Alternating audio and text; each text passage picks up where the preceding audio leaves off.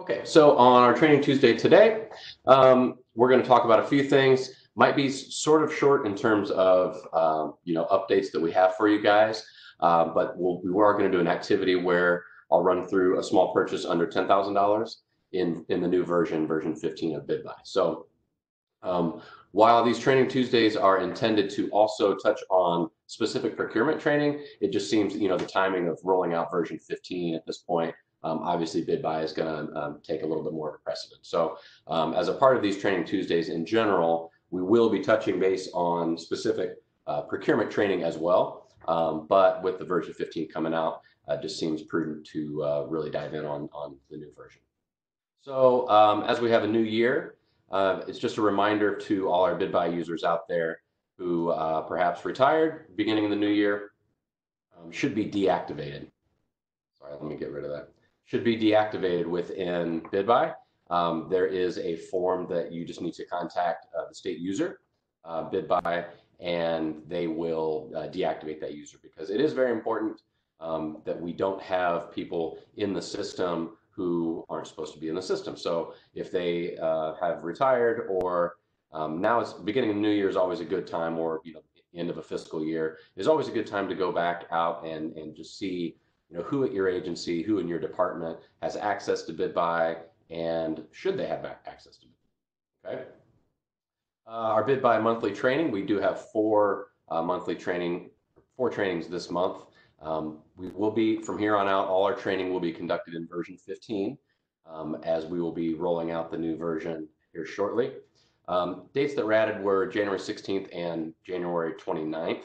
I will make a quick note here. I did find out this morning that we do have one opening for the training that is tomorrow, on January 8th. I do know, I understand it's certainly last minute, but if you have someone who, maybe just started and they didn't have a chance to get in the other trainings, it is an opportunity for that January 8th one. And just as a reminder too, I muted everybody when I first started, but anybody who has joined, please go ahead and mute your phone. We have come across an error when you're downloading IPG documents, and I'll show you how what we're running into there. We are looking into that, and we'll provide an update on how to work around that. And then we'll do our activity, which is going to be the small purchase under $10,000 in version 15. And then, as usual, we'll have our little fun fact. So the monthly BidBuy training, so for those of you that aren't aware, we are doing general navigation, releases off masters, small purchases, and just general workflow in BidBuy. And then, when we're doing small purchases, just as a reminder to everybody, while a small purchase, there's different procurement requirements for each one. The general workflow for a small purchase mirrors the same thing as a IFB or an RFP within BidBuy. So you will have a requisition, a bid tab where it's awarded, and then purchase order. So in these trainings, while we won't do a deep dive in every specific procurement method, we do run through a small purchase less than 10 and greater than 10 with an eye on and being aware of that while you're going to have different procurement requirements, different attachments, those sorts of things, you still have that same workflow in BidBuy. So it's perfect for those that are new to BidBuy. And if you do need a refresher course, that's certainly a possibility as well. On the 16th and January 29th, we still do have a few spots available. And if you would like to, go ahead and email cpogs.training@illinois.gov to register. All right, so I'm going to go back out and talk about that little error that we're running into in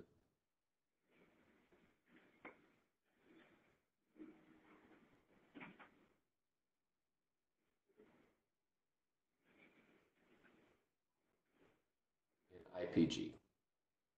Okay, so what we're seeing is, so let's kind of fast forward. You're going to award someone a vendor that has used Forms B, they're in IPG, but we still have to attach all the IPG documentation as well as financial disclosures, conflicts of interest.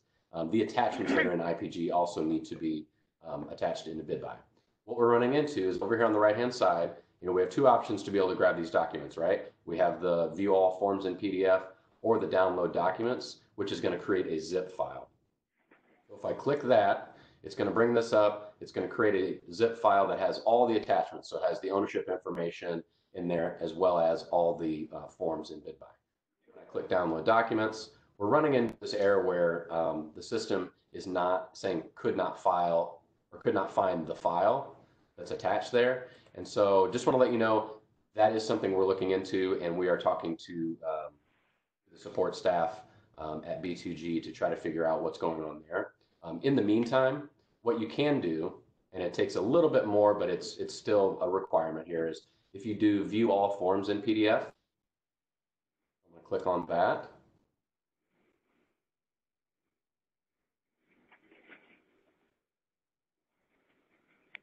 This is the one way to get all our forms, right? So all the certifications, all of the business information, rather than going into each individual form and downloading the PDF and saving it and attaching it, by clicking the download the print PDF, you can get one long document here. It's running slowly here.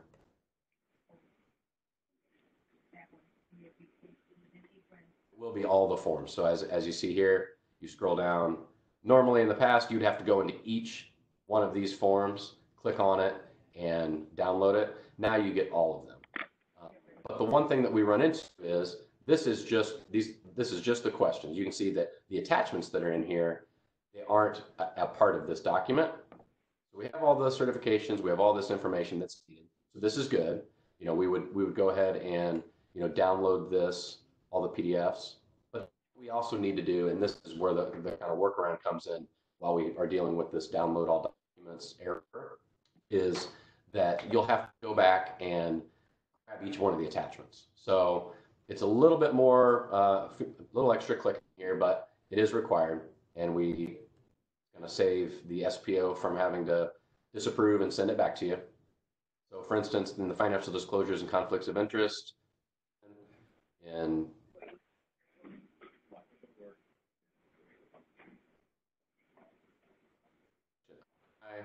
I'll open that up. I'll go in and actually download that attachment. Let's go down here. Well, I guess there is an attachment on this one.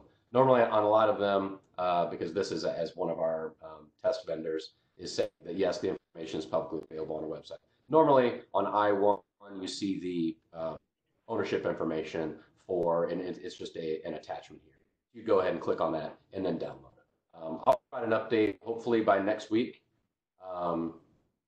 that hopefully it'll be fixed by then, because we really like the download all documents form over here, or this button, the download documents. That makes it very easy. It downloads all the documents as well as all the attachments. It creates a zip file. And so maybe next week, and honestly, maybe many of you don't realize that that's there.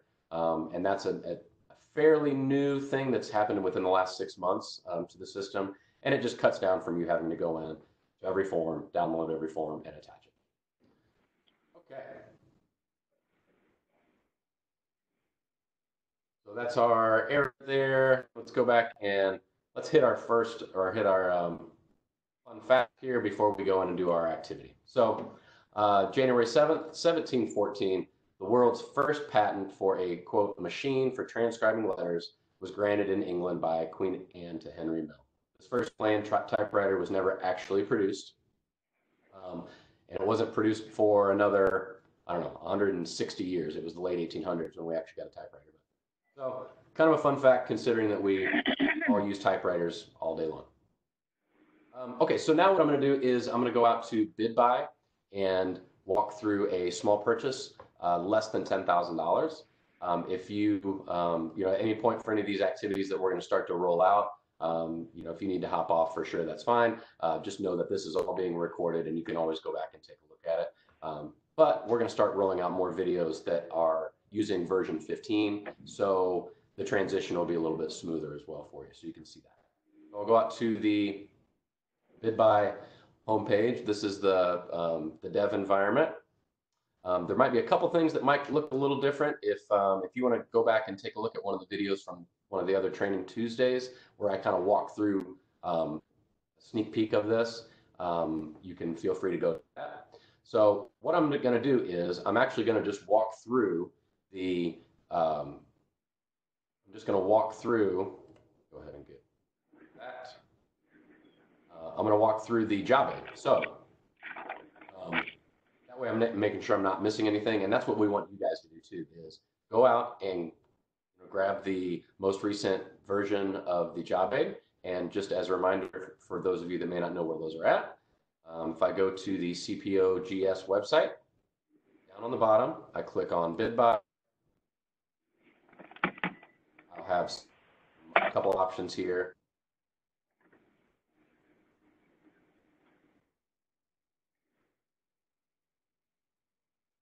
I'm going to BidBuy resources for state vendors. On that, and then it takes us to our BidBuy resources training page. Now this is separate from the training center that we have where we have all the Training Tuesday videos, and we're going to be providing more content for that. This is very specific for the job aids for BidBuy. So as I scroll down, I'm going to look at all the different subjects here. I go to small purchase, and then I'm going to open up the small purchase under $10,000 job aid. So really what I'm going to do, and these are intended to aid you in walking through the processes for each one of these procurement types. And we've had a project where we've been going back and updating all of them. So if you're going and using the most updated version, so this is 20.2. So what that means is we'd put out 20.1, something needed to be changed, and we went back in and changed something, and so now version 20.2. So if you go out, for instance, if you printed a job aid, I always say go out to the website and grab the latest version, but you can always just check and make sure that that version number is the most up-to-date one. So really what I'm going to do is I'm going to literally walk through this job aid and attach and use all the attachments that are there. It talks about whether it's show to vendor or not, and I'll walk through that. So I'm going to pull this over here and we'll start walking through this. Back to my BidBuy homepage. I'm going to create a requisition. Now for, if you notice on we go requisition to purchase order. So if it's less than $10,000, we are collecting quotes from our vendors at the requisition stage. We don't even go to the bid stage and put it out that way. So I'm going to create a new requisition. I click on the plus button here. It says add documents. Requisition. I get a drop down. Create a new requisition.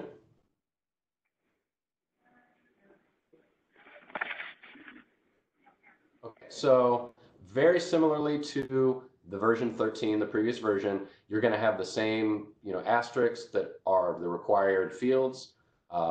Really, my big takeaway from BidBuy is yes, or version 15 is yes, there are some new different bells and whistles and those sorts of things, but in its essence, things might be in a different place. There might be some different icons. To me, it seems to be a much cleaner version and a user experience. However, our general workflow is all going to be the same. So none of that is changing. We're still going to go to requisition and we're going to complete our fields. So short description. If any of you have been in any of my other trainings, I love to buy guitars. Let's see, what am I going to buy today? I want to buy their Strat. Now you will have out at your agency, you will have probably a very specific short description way that you guys will do it. Different agencies may have put the agency acronym first, and then the title of what it is, and then perhaps even your initials. I know there's different agencies that are doing different ways. If that's your short description, you can always go back and that's a searchable field. Department. Now this will be. I just happen to be in the CMS org here. You will have, as a requester, your account is already going to be set up with your department and your location. So chances are you won't have to even ever complete that. Now, obviously, if the department and location is wrong, you want to make sure that that gets fixed. So I'm Just kind of go ahead and add that and continue to complete here. Requisition type. We're going to do an open market because we want to go out and receive quotes. Release is there for if we're releasing off a master contract. Those are the only two that we're using. So open market. And then over here to our type code. This is more of a category of what it would be. We're going to say that this is equipment. And really what this is, it's a searchable function for that type code. You can run a report on, hey, how many different of these categories did we procure last year? So as I scroll down, the requester is me, the purchaser. You have a chance to change the purchaser here if you want, but it's always going to default to you and your information. And then special procurement type. This isn't a special procurement type. I'm going to go ahead and save and continue. So now once I've saved and continue in that general tab, I have a requisition number. So very quickly, just a quick rundown of what this big long number is 20 is the fiscal year, 416 CMS, that's just the agency number in the agency. The next section is the department. And then R for requisition. If this was a bid, it'd be B. If it's a PO, it'll be P. And then the running number there.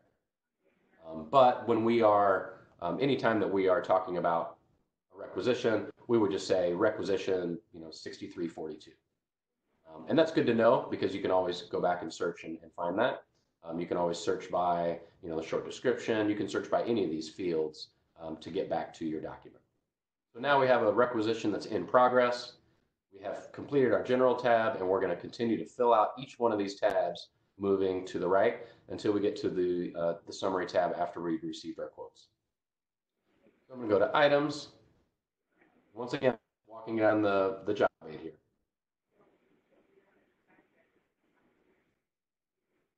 We're going to add an open market item.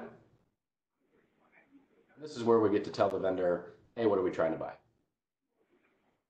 So our description, this is where you put in, you have a chance to put a little bit more specification here. Let's see. Let's buy an old Strat. How about that? Let's say we want to buy a 1962 Stratocaster.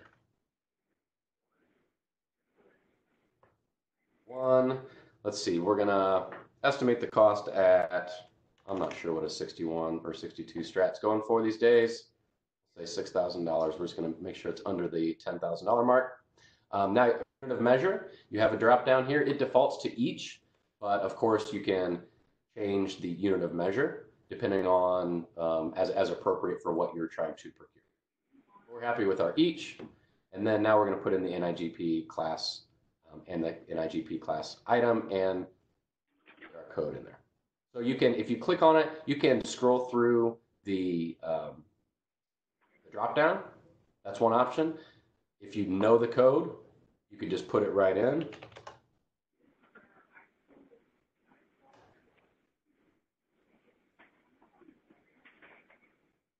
Right, you can just put it in there.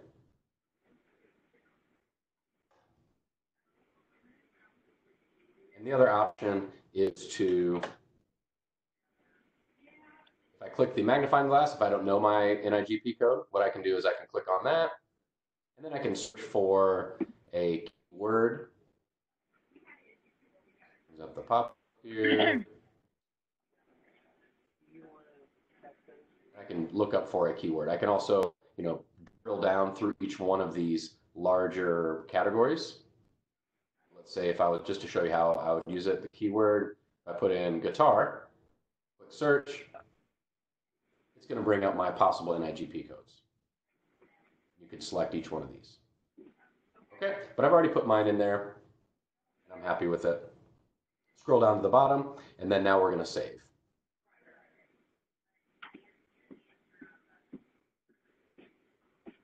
Can you get a chance? Can you check this? Make sure I put everything in right. You put it in save?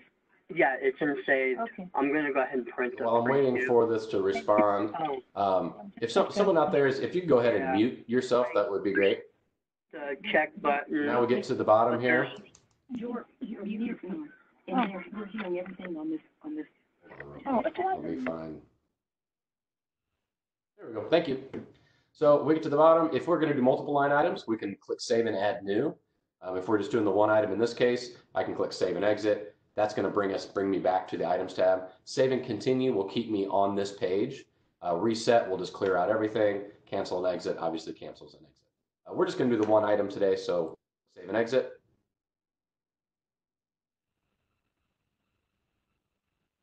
Now we'll move along. We get that confirmation message. Change is saved successfully. That's great. We don't need to get into the sub tabs that are underneath here. We're just going to use these header tabs across the top. Okay. So looking at my job aid, the next tab is the vendors. However, right now I want to make sure that we are going to go and complete our address, accounting, all that information, because since this is a procurement that's less than $10,000, we are going to contact our vendors and receive quotes within the requisition stage. So we're going to go ahead and skip that for right now. So if you're looking at the job aid, you see where it goes items, and then it goes directly to your address tab. The address tab is going to be defaulted to what is set up for your account. If you need to change that, you can just contact the state user help desk, and they will take care of that so that you don't have to go in and change your address. But of course, there's going to be times where, ship to and build to addresses are going to be different. Let's say the ship to, I'm going to ship it to a different place. I can click the ship to, magnifying glass, and then I can search for where I'm going to send it to. For instance, if I'm going to send it to leasing folks, because they want a guitar, I can click there, select,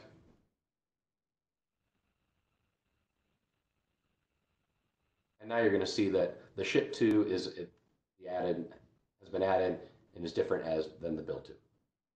Okay, I'm going to save and continue that. Make that change. I'm going to get my confirmation message that says, yes, this has been saved successfully. And we'll move on. So we'll go to the accounting tab. The key to the accounting tab is the accounting tab triggers all of the approval paths moving past this. So that's what's very important. This is where we're receiving our first validation error. A red error like that is a hard stop. You would not be able to submit this for approval. You won't be able to move forward without doing this accounting. So what we want to do is we are going to go to our account code here. We're going to click the magnifying glass to be able to bring up our options. Now I know that I'm going to pick not applicable. So there's two different ways to get here. It doesn't really save you a click. It's just two different ways. If it's not applicable, I know I can click N, and it's going to go to not applicable, and I can set that. Another option, if I'm going to go back, is click find it without clicking anything else. It's just going to bring up all the options. So if you click bring up the options, then I'll go to not applicable. Two different ways to get to the same spot there. Not applicable, I will select. Now we're going to do two steps here. We're going to save based on percentages and then rebuild for all items. So if you look over here, we haven't applied any of this not applicable accounting code to our items yet. It says 0%. I'm going to save based on percentages. So what that's doing is saying, yes, doesn't have a special procurement type. This is kind of a standard thing. So most of the time you will be picking not applicable. Now, if you had a sole source or an emergency or anticipation of litigation, you have some other options as a special procurement type, but I would venture to guess 95% of the time you guys will be using not applicable. So now you can see over here on the right, it says 100% not applicable. So we saved it based on percentages. Next thing we're going to do is rebuild for all items. And what that does is it takes the not applicable accounting code that's at the accounting tab and applies it out to our items tab. So now if you go back to the items tab, you can see that it's been applied as not applicable. So what has happened now is this procurement is going to make sure it gets to the right people and you provide the proper approvals. Okay, next, routing. Now routing, there's nothing set up currently. This is more set up for if you would, in the future go back and look at when something was approved, you can go back and take a look at that routing. So we get to our attachments. This is where you would attach your, request for quote document. Your small purchase designation form would be part here, and that neither one of those, or any of your agency specific forms, right? So many of your agencies have kind of internal document like a purchase request form or something like that kind of happens outside the system or prior to even being able to put in a requisition and bid buy. So any of those agency forms would need to be attached here. And how we do that is we go in and add file.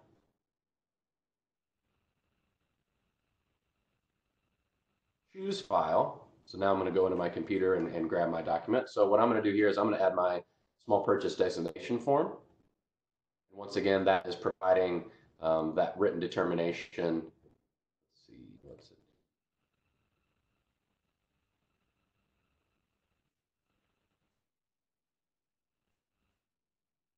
Grab a picture. You can put in the designate or the description here, and it is easier once this is at the very beginning of the procurement, so there aren't going to be a lot of attachments, but it is nice to have the description in there when you're looking back later, particularly if the name of the document isn't very clearly defined in the title. So I'll small purchase designation form, and then I'll save and exit. You're going to be able to see here, this is attached, what the description is. And so what I was just talking about was when you have this big, long attachments, because later on, we're going to have a lot more attachments to a procurement, depending on the complexity of it. So this is where you have that description. And now we have the option to show this to vendor or not. This is an internal document. We don't need to show this to vendors. We're going to uncheck that and save and continue. If I needed to delete something, maybe I attached the wrong form, I can go to the right-hand side, click delete, and then save, and that will delete it. But we don't want to show that to the vendor, so we're good there. As always, we get our great confirmation green message there that our changes have been saved successfully, and we can move on. The notes, we're not really going to use the notes tab right now, but this is just kind of a sticky note for the procurement file. If you needed to put in a note for any reason, that's there for you. Reminders. We're not really using reminders just yet. We may use that in a little bit. So what we're going to do is I'm going to go back and now I'm going to add my vendors because I have all my attachments. I didn't want to add vendors too soon because as you see here, we're actually going to send out our request for quote in these vendors. And it actually just occurred to me that I didn't put my RFQ. So in my attachments, depending on the complexity of it, if you have a something that is so specific that you can put in the line item, you don't necessarily have to have an RFQ document. But as always, I'm going to defer to your agency process here. But my agency uses standard RFQ document. So let's go ahead and just do that RFQ.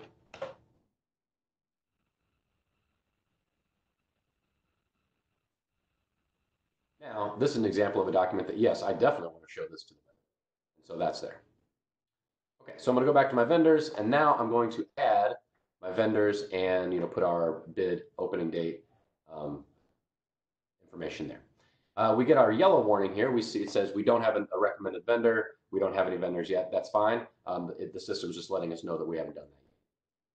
So what we're going to do is publish informal bid on web.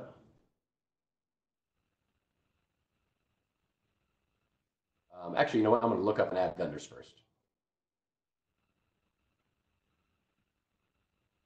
Check that. So I'm going to look up add my vendors, then I'll put the bid ending date and our publish informal bid. So our vendors here looks very similar to version 13. We're going to search by NIGP code, which was what, 580, I believe. 58080. And since this is set aside for small businesses, we're going to select small business set aside, and we're going to highlight yes. Then I click find it.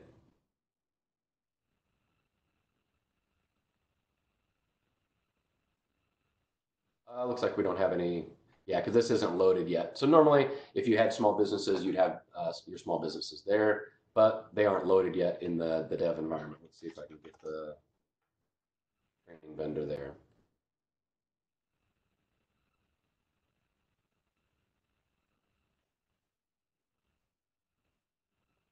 Okay, so we have some of these. There we go. We're going to select all in the top left corner. Select. And we're going to save and exit.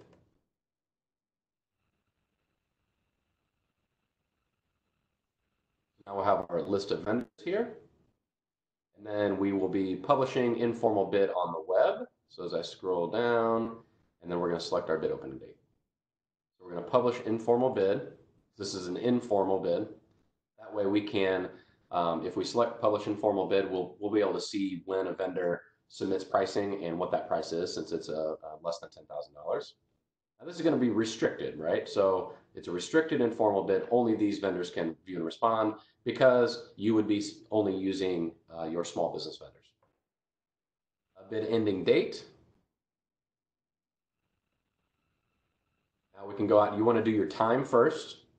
And this is slightly different from version 13 to version 15, where you have this kind of scrolling hour, minute, and seconds.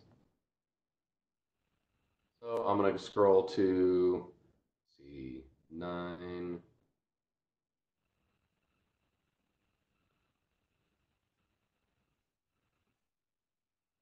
9:33.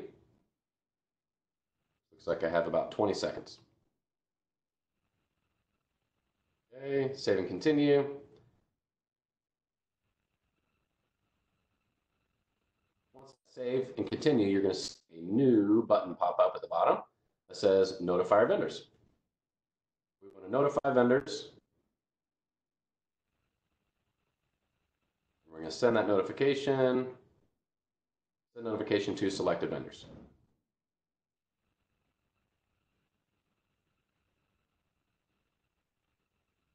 Gives you kind of an opportunity to, if you needed to change the information that's going to be the text that's going out to the vendor, you can. But it gives you the option there, and then we're going to send a notification.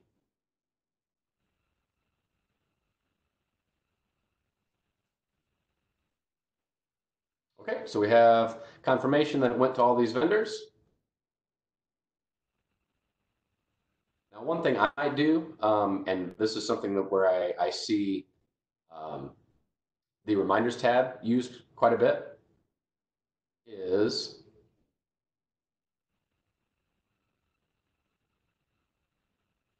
actually remind myself. So let's say I want to remind myself, we put out the small purchase for, normally goes out to say, 3 to 5 days out to our small business vendors first. I want to say, I set this, let's just pretend I set it for Friday. I'm going to set it for Friday and say, quotes are due. Just that way I get an email ping that, a reminder that those were due. You can select yourself. Days prior to the remind, maybe I want to get a email the day before. So I put, the day prior to remind 1, send email, yes, save and continue. Thursday, I'm going to get an email from the system saying, hey, tomorrow those quotes are due. So we're still in our in progress status, but now the bid opening date has passed, so I should be able to go back to vendors here. And over on the right-hand side, okay, I would be able to see, let me scroll back up, the informal quote. As you scroll down here, you'll be able to see if they had submitted or not, because it'll say view or edit if they had submitted, and you can go in and take a look at some of their pricing. So this is kind of very similar to, I liken it to a couple years ago where you would send out an email to your small business vendors, and then they would email you back a quote. So you would be able to see that in real time. This is kind of the same thing with our informal bids. I'm going to go in and create. So maybe they did just email it to you separately, and you're going to go in and create it on their behalf.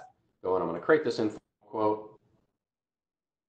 I click create, and then I'm just going to add their pricing really quick here in the item information. So I'm going to say they said it could be $6,000. Save and exit. Very easy. Now what you're going to see on the right-hand side once this saves is that you can view all. So I could go in and see in real time between now and Friday, say, oh yeah, this vendor submitted some pricing, this vendor submitted pricing, et cetera. You could go in and see that. Just so that we have a couple different options here to record. I'm going to add pricing for another vendor. Say so that would be 6,500. So just to reiterate, you haven't technically awarded them because we haven't submitted this for approval yet. So this is just you're receiving quotes. You're going to submit for approval saying, hey, I think we have our lowest cost here. And you do need to go to lowest cost for any small purchases. So lowest cost wins. So as I scroll down to the bottom, you're going to see that we actually have a new button now. It's called Informal Quote Tabulation. You click on that. It's going to tabulate all our quotes and tell us who the lowest cost is, what vendor should be awarded here. So we have our two vendors. We have our pricing here for each one. The lowest cost is going to be highlighted in green, have the two asterisks there, and then we can go ahead and apply pricing and submit this for approval. So apply pricing, and it's going to bring a pop-up. Yes. You can see this has been checked, and it's been applied to that vendor's pricing. We close the window there, and then now we can go ahead and save and continue. So if you remember, we had that error or that yellow validation warning pop up that said there was no recommended vendor. Now we do have a recommended vendor. So in our summary tab, you know what? Sorry, what I wanted to show you is I'm going to go back to that vendors tab. With the recommended vendor, there is a column here that says recommended. So you haven't technically awarded them. You're just submitting for approval. Hey, this is our recommended vendor. You can see that this is checked in that box. So go to my summary tab, and then I'm going to submit for approval. Scroll down. I'm going to submit for approval. Now, whenever we're using this dev environment, we don't have approval paths set up within this training environment or the dev environment, so you won't see this. If you do see this, what that means is you probably didn't do the accounting tab properly, and so you would need to go back and check that out. But normally what you would see is the next person in your approval path, whether it's your fiscal or APO. So we're going to go ahead and automatically approve here and save and continue.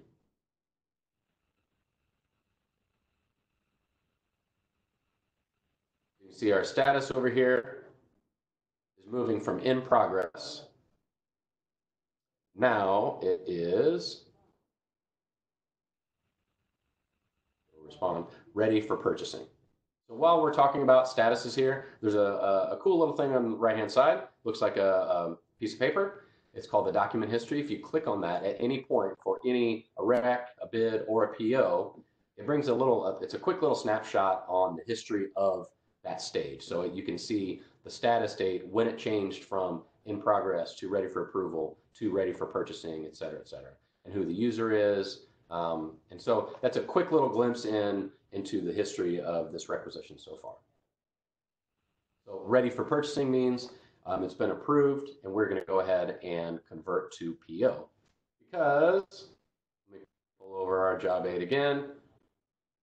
Once again, as a small purchase under 10, we're doing requisition to purchase order. We skip the whole bid stage because it's less than $10,000 and doesn't require the approval of the SPO.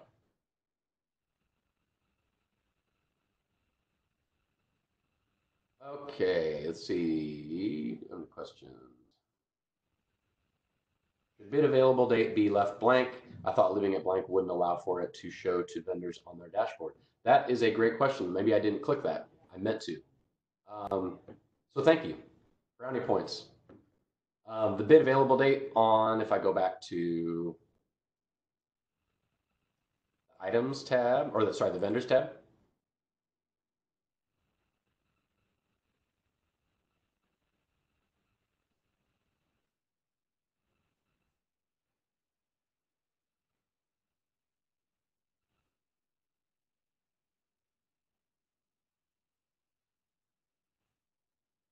So see, here I am preaching about doing the job aids, and I didn't even do the job. If I scroll down to the bottom, so we'd added our vendors, the bid ending date, the bid available date, you would select for, for right now. So that way it's already set up for as soon as you notify the vendors, it shows up on their dashboard as well. Now they will receive a notification, so they would receive the email, but it is best practice for us to go ahead and put the bid available date as when you're doing it. So thank you very much for that. I appreciate it. And save and continue. Bid ending date is later than today, but we've already received and everything. Convert to purchase order. Sometimes I just need to take my own advice and actually look at the job aids. So we're at our summary tab, ready for purchasing, and we're going to convert to purchase order. We're not converting to bid because it's less than $10,000. We've already received our quotes. Are we sure we want to convert this requisition? Yes. And now we're going to have some options here for our purchase order. We are going to select, since we have our header recommended vendor, this is the vendor they gave us, we are going to do a single PO using the header recommended vendor. You do have a couple other options here, but for right now, this is the one that you'll mostly be using. We're going to do a single PO using that vendor. It's automatically checked to include your vendor informal quote attachments. Don't uncheck that, leave that alone. You don't have to check anything because we want all those attachments to come over to the purchase order. So we're going to convert to purchase order.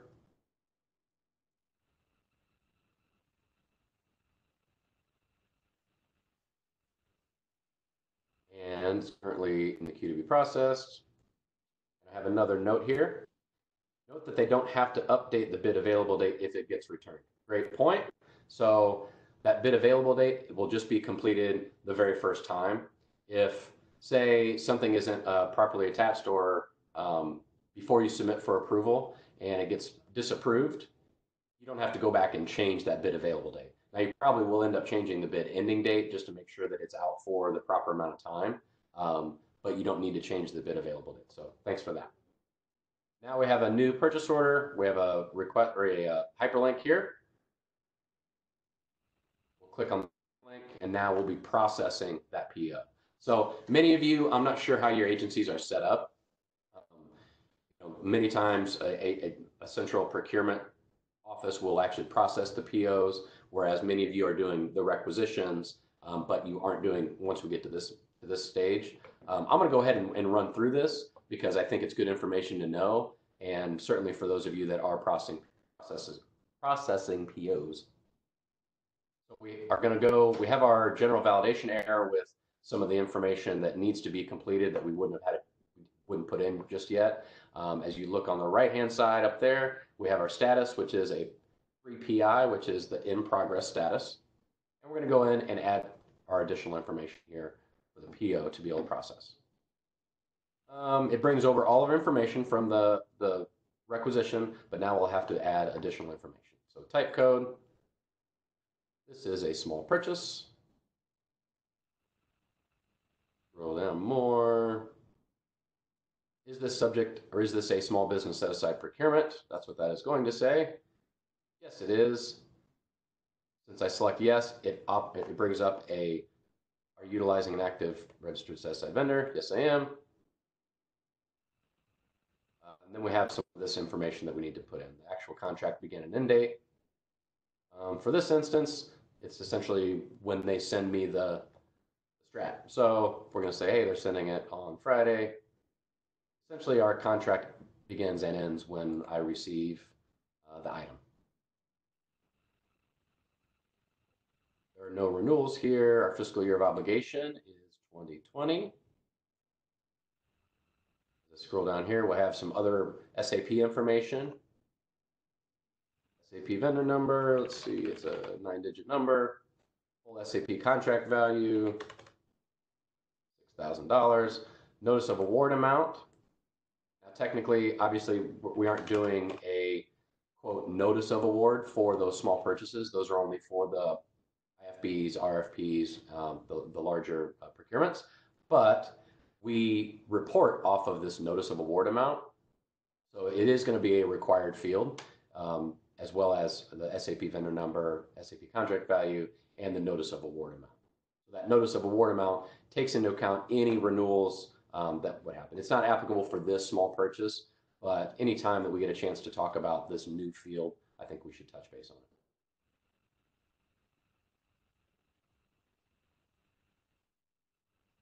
Okay, so we saved. Um, we shouldn't need to touch base or touch anything on the items because that was brought over from the requisition, right? Same with the vendor.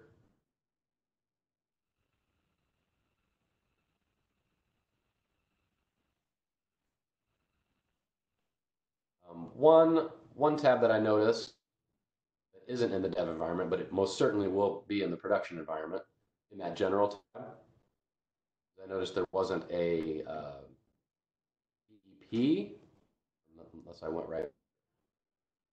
No, you will see there will be one that says, is there a BEP VBP participation goal?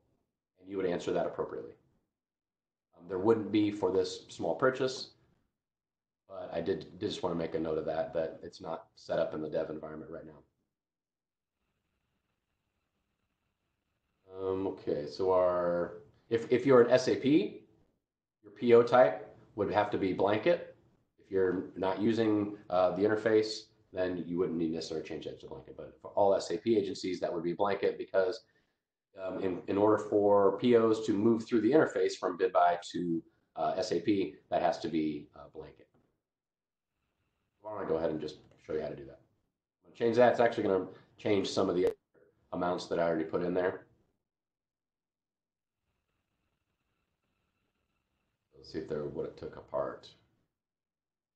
Type code. Sorry, I should hit that once again. If I use the job aid, that's at the top.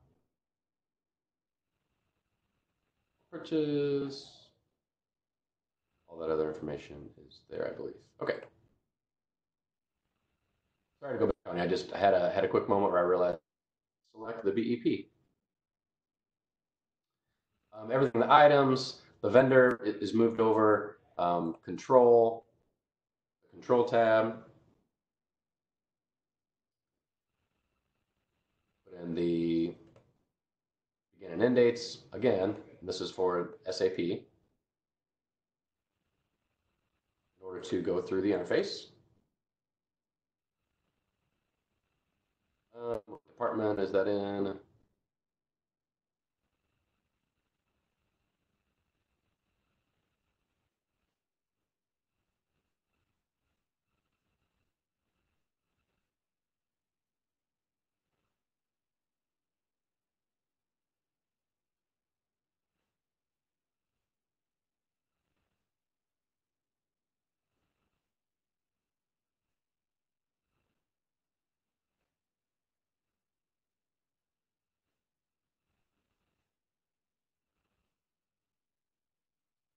Okay, we get into our attachments.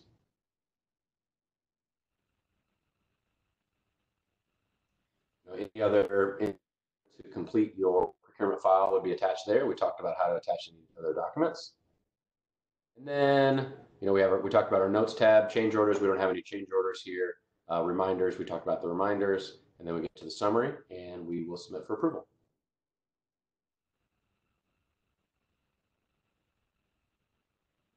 Oh, the active vendor distributor, right? That's in the control tab.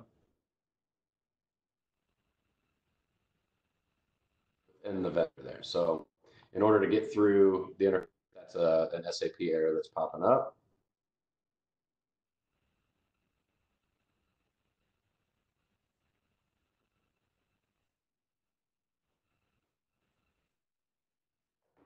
That's interesting because I'm not sure why that is popping up. Normally, if you click the vendor, there's a distributor's box that's in there.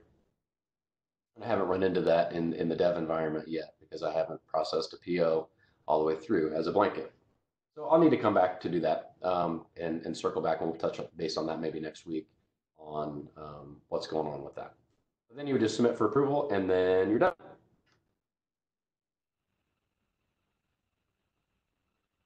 So I still am getting that error. We do have another question. Can you repeat when we would have to choose the blanket option? So if you are processing a PO and you're using the interface into SAP, the PO type on that general tab, so I go back to the general tab, the PO type where we have to change that from open market to blanket because only blanket POs can go through the interface to SAP. So it's an SAP requirement on the back end. But then once you change that to a blanket, you have other requirements that end up popping up within the system. So, you know, it might be a good idea since we have so many different agencies that aren't using the interface, some are using the interface, some have directives to specifically not use it. I'm wondering if maybe we should just, you know, stop here for today, but then do a specific training on processing POs if you're using the interface. So I think that might be a really good Training Tuesday subject. So do we have any other questions on a small purchase less than $10,000? Because there are certainly a lot of those that get processed at the state. So if you have any other questions, please let me know. I didn't miss any other questions.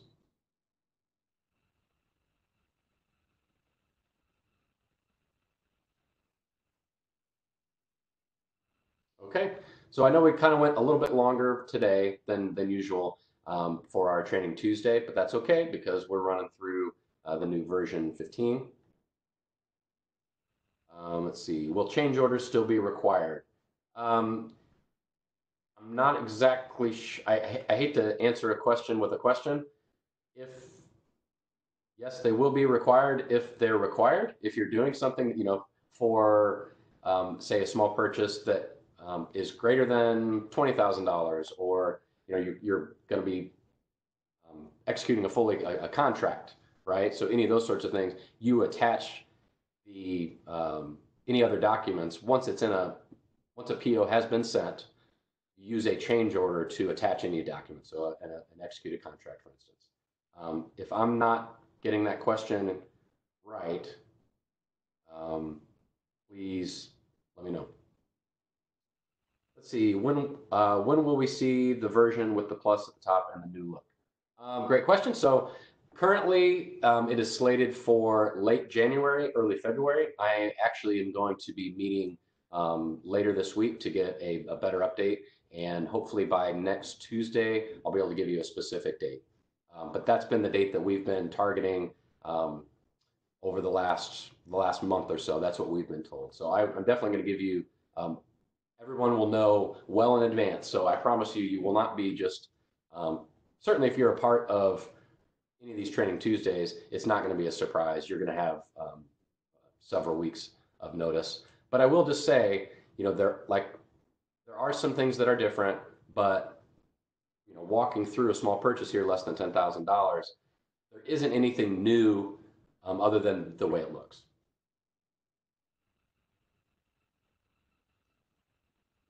Okay. Well, once again, this video will be recorded, or has been recorded, and will be posted out to the training center. Everybody have a wonderful week, and we'll see you next Tuesday, and I'll probably have some follow-up items concerning what we ran into today. Thanks, everyone. Have a wonderful week.